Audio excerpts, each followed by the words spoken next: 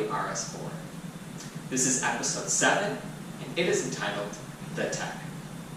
Today we're going to try and answer the question, what is it like to go from the B9 S4, a 2018 model with most of the modern tech you find in cars today, to this, a 2007 model with some of the tech that you find in modern cars today. And right away there is a problem, as I shall demonstrate with this dog. Come here, dog. Now, this dog and I live north of the wall in a state called Michigan. And in Michigan, if you are caught outside for more than a minute in the months of January or February, you will certainly freeze to death. Now, in the B8 and the B9, this wasn't a problem. As I'm running to the car, hands full with the dog, I reach in, the car unlocks, and in we go. Not a problem. In the B7 though, and this is my biggest complaint with this car, and it isn't really the car's fault, but in the B7, it's much different.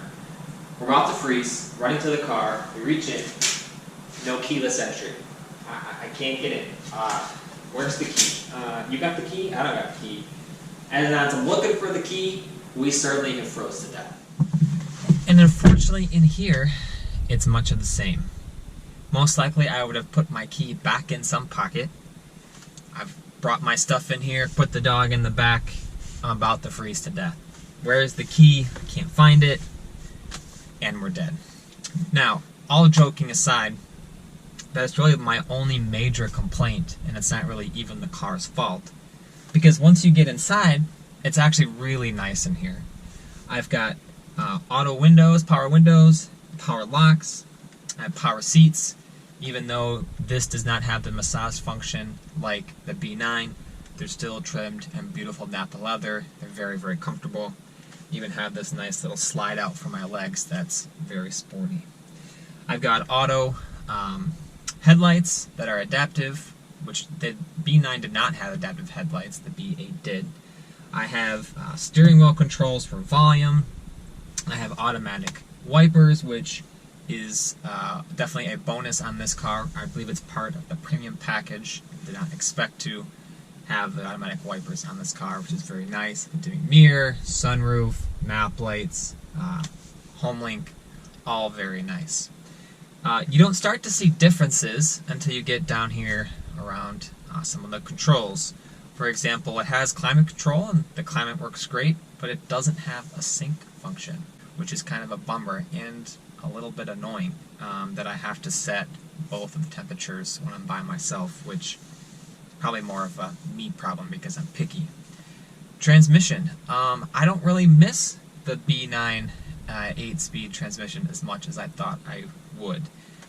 The manual 6-speed here does cause a bit of problems at home because I'm the only one who can drive it, but other than that, I've actually found myself enjoying the manual a lot more than I thought I would.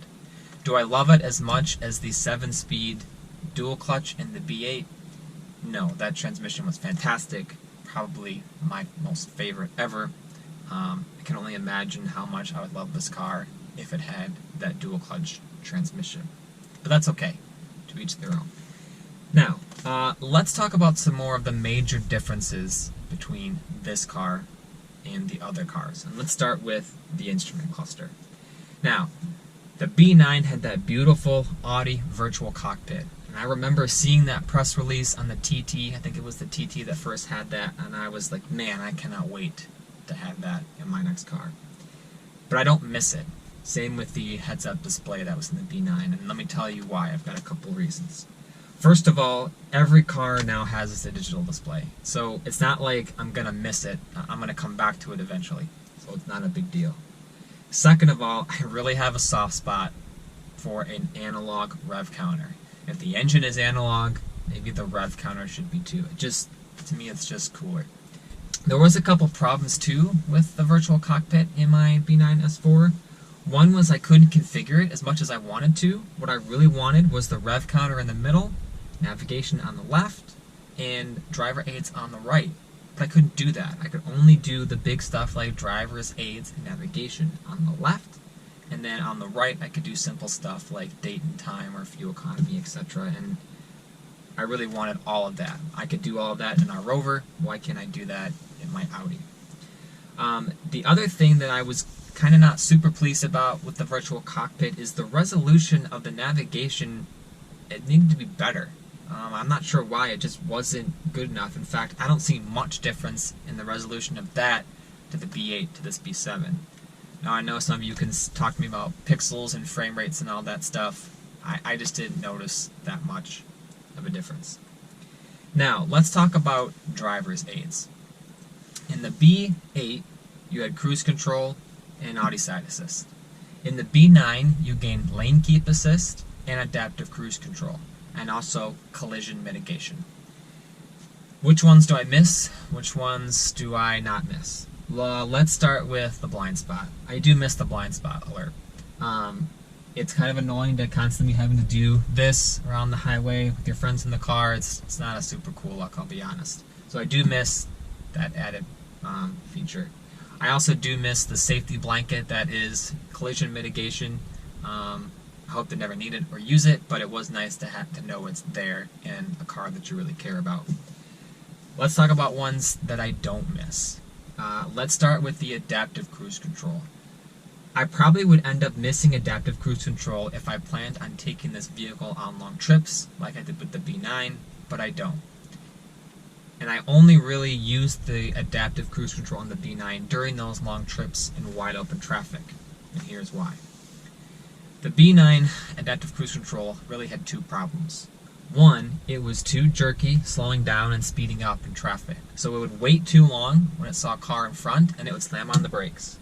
And then as soon as that car was free, it would take off. It wasn't smooth. Even in the comfort setting, it just wasn't smooth enough. I definitely couldn't use it when my wife was in the car. She would get car sick.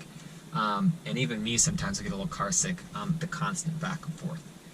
The other problem is it did not see vehicles that are merging into my lane very well. So you kind of got in this cat and mouse game. You get white-knuckled on the steering wheel. Your foot's hovering over the brake, waiting to see if and when the car's going to see the oncoming traffic. And honestly, I just got so tired of it that I stopped using it because it was more stressful to wait for the system to react than just to react myself and take control. So I don't really miss that feature that much, even though I'm a big believer in buying those features, advancing those features. I don't miss them. The one that I really don't miss, and this is really out of all the Audis that I've owned, all three now, there's really been a moment where I've said, guys, what were you thinking? And Audi engineers, what were you doing? Lane keep assist on the B9, I'm sorry, it wasn't any good. And let me tell you why. The B8 didn't track super straight. The wide tires got caught in ruts quite often here in Michigan. And even though the tires were the same size on the B9, it drove super straight. I don't know, I'm sure there's some difference in the suspension or whatever, but the B9 drove like an arrow. So much so that you barely had to put any input into the steering wheel when you're going down the highway. This is a problem for lane keep assist. The lane keep assist needed to know that you were engaged as a driver, and the only way it knew how is by your input in the steering wheel. The problem was that it needed more input to know you were there than the car needed to drive straight. So I'd be driving down the 2 miles of nice straight smooth highway we have here in Michigan, just barely an amount of input, and the car would yell at me every couple minutes, please take control of the steering wheel. And it was a loud, annoying beep. It's something that you don't really want all of your passengers to hear. And the problem was I was driving the car. I was aware, but I wasn't giving it enough input to tell the car that I was there. So in order for you to drive the car with the lane keep assist on was to overdrive it and bounce back and forth between the lanes. I mean, I'm exaggerating a little bit, but you had to overdrive the car. It was so bad that I don't even think I used it the last year that I had the car. It just wasn't worth it. So I don't miss that feature either, even though I most likely will buy them on my next car. Now, let's talk a bit about navigation and this infotainment system. It's actually really good.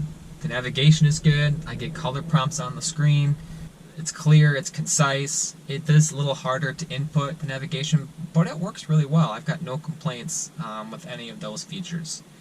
Let's talk a bit about stereo. This car has the Bose system. The B8 and the B9 had the Bang & Olufsen.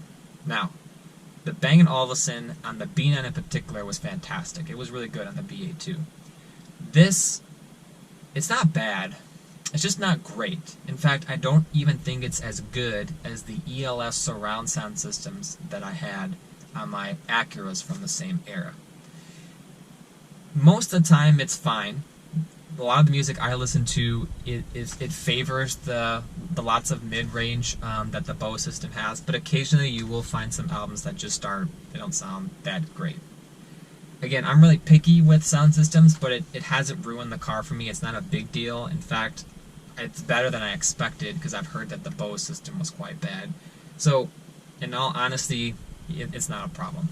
It's just not as good as I would want it to be.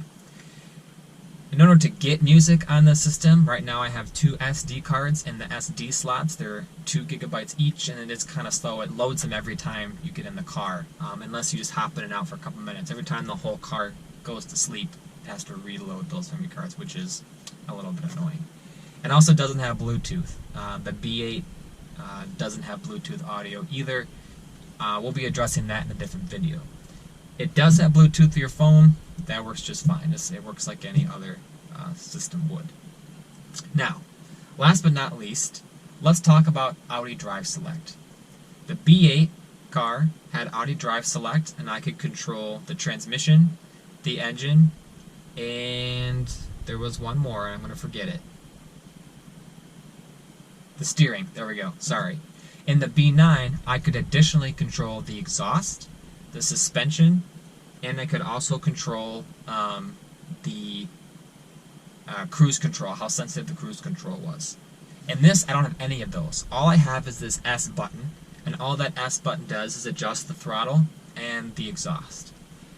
But to be perfectly honest, I never really got to a point in the B9 where I programmed it exactly how I wanted it. I was always adjusting things, and in some ways it was fun because the car was never quite the same, but in other ways, never really felt that I settled into the car like I did the B8. With this, when I want to be a little more sporty, I just hit that button. Everything else about the car is configured so well that I really wouldn't want to change it. The suspension is really good. It would be nice to be a little less bumpy in these bad Michigan roads, but that's not the car's fault. This is a Michigan problem. This is a road problem. The steering is great. It's a little heavier down low, but that actually, to me, is good because I feel like I have more control. And the exhaust gets louder when I push the button. I wish it got a little louder because it's a really good sounding car, but in the end, I don't really miss that additional configuration yuppiness that you get in a lot of cars now. This car is good the way it came. You can tweak it a little bit and it gets a little better, and that's about it. And yeah, so overall, I'm actually really impressed with the tech in this car. This car is very comfortable. It drives very nice. It is a full-on luxury car with a beast of an engine, which is really what it was sold to be, and that's what it is. This car is absolutely fantastic, despite some of the faux pas I have with the tech. I will be in the next video addressing some of the things of the tech that I've had to adjust to and fix that were just not acceptable, but we'll talk about those in the next episode. Until then, thanks for watching. Again, this is the modern life of the Audi RS4. Catch you later.